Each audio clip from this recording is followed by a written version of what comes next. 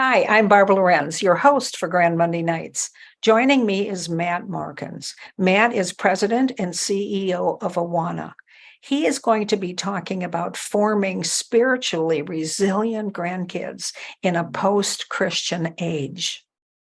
So now I'm going to introduce you to tonight's speaker.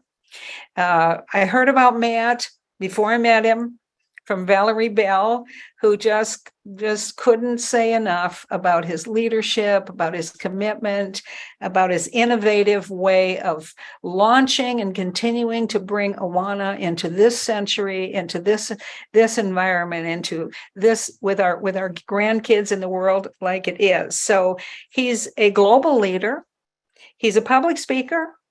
He's a co-author of 3 books, including Resilient, Child Discipleship, and The Fearless Future of the Church. You can go to awana.org and you can purchase these books. Dwight, our chat room host, will put that right there in our chat. So Matt has now led Awana, I believe, Matt, for the last 2.5 years. You can correct, maybe it's been a little longer, but you have a great vision for the continued growth of this ministry, more than ever before, needed in this time and in this place, with learning what are the right maps. So I love your theme. So go ahead and you can begin, and we're looking forward to hearing what you have to say tonight.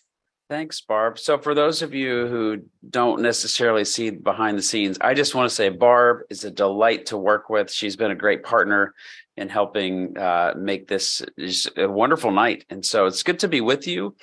Tonight, I want to talk about this idea of we're using old maps, and I'll get into that in a moment.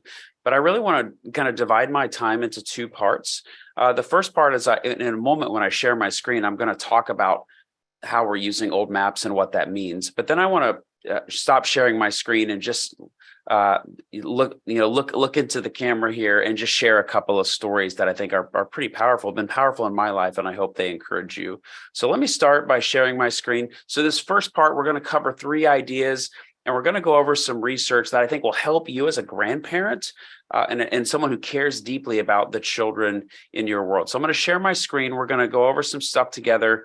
And then I'll stop sharing my screen and then share a couple of stories. So here's the first, this idea of we're using old maps. So how do we disciple our kids today in a post-Christian world? And what does that even mean, right? So first, let me start with just a picture of my family. Katie and I have been married coming up on 25 years. So clearly, I'm not a grandparent. I'm a little intimidated speaking to you guys. You guys have so much expertise that I don't have. And so we're still discipling our young men. Our oldest is 20 on the right. He's a junior in college studying business, and our youngest is studying youth ministry. We're very, very blessed. 2 really sharp young men.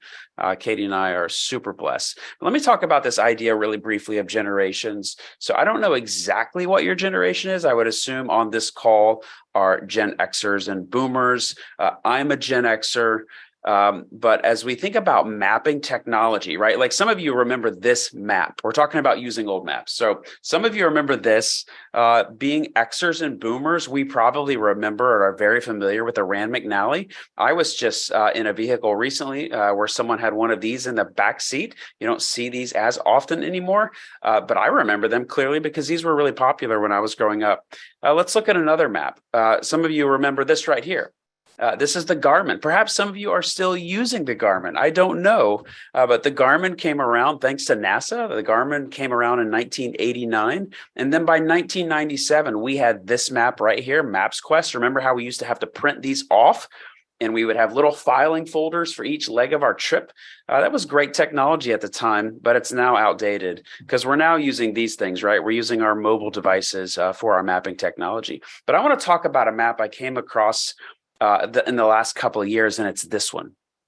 This map here that you're seeing, this big map, is from the 1500s, and it was commissioned by the Italians. I came across this map. Katie and I were on vacation with our sons in San Antonio. Some of you have probably visited the Catholic missions in San Antonio. So we were at the San Juan mission, and this map right here was in a particular room on the wall. I'm talking, guys, like about 8 or 9 feet long by about 5 feet tall. And maps can be captivating. I was just struck by this. And I don't know if you've ever seen a piece of art or a line from a song or a poem or a verse of scripture that you feel like is just speaking to your heart. But I saw this map and I thought, it is speaking to me. And I really, what exactly do I think is going on here? And here's the idea that we had. Katie and I kind of worked this out together. Here's the idea that we came up with. If we could use our imaginations and these map makers, if we could bring them back from the dead and have them on this Zoom call with us, what would we say to these map makers? I think we would say, thank you. I think we would say, wow, look at what you created with limited visibility, limited technology, limited mobility compared to today. Look at all that you created.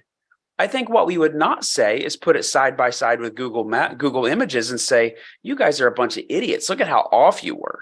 Like, no, we would never, ever do that. We would lead with gratitude. But if today's child educators were still using this old map to teach navigation, to teach geography, to teach geopolitical boundaries, we would say to our child educators, like, what are you doing? This is outdated information. It's going to lead to negative consequences. And when it comes to child discipleship, or what you might call child spiritual formation in today's world, the reality is we are using old maps. We're using old maps because we have more information today about what the primary factors that are known to lead to lasting faith in children. We have more information today about biblical literacy. We have more information about mental health, about social media, about the overall cultural formation of our children, about what we do in our churches that does and does not tend to lead to lasting faith. So we're using old maps.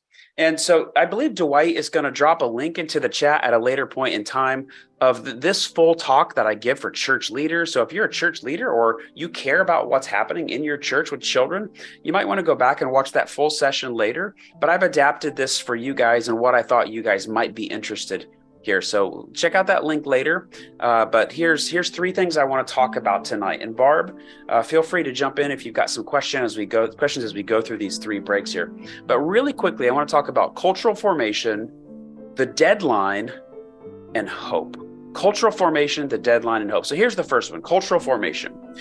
There's been significant and rapid cultural change in the United States. You may have seen this. Maybe Larry or Valerie or someone else has shared this image before, but this is an image that talks about historical shift in the United States. There's three columns on this image: past, present, and future. If we look at the past, the far left column, you'll see the dominant culture of the past in the United States is what you might call a Christian culture. Cultural Christians, congregational Christians, and convictional Christians. We kind of all thought very similarly. Like the Bible had prominence in our culture. Billy Graham was like the ideal human being. The church was revered and respected. But if you look at that. Welcome to our YouTube channel for Grand Monday Nights. Just a note to see if you're watching this, you are not registered for Grand Monday Nights and you've only viewed the first part of the complete presentation. To watch the full episodes, you'll need to register. We maintain this YouTube channel to introduce new people to our weekly webinar. Our webinar features nationally recognized thought leaders presenting on various aspects of intentional Christian grandparenting. Our mission is to encourage grandparents to intentionally pass on their spiritual heritage to their grandchildren and to their grandchildren's children. If what you watch here has piqued your interest and you'd like to watch the complete episode, we encourage you to register for Grand Monday Nights. There you can view our growing archive of over 100 episodes. And you can join us on Monday Nights Live, where we have an exciting lineup of speakers and giveaways for our audience. There's no charge. All of our episodes are free. Join us. Register by clicking on the link below.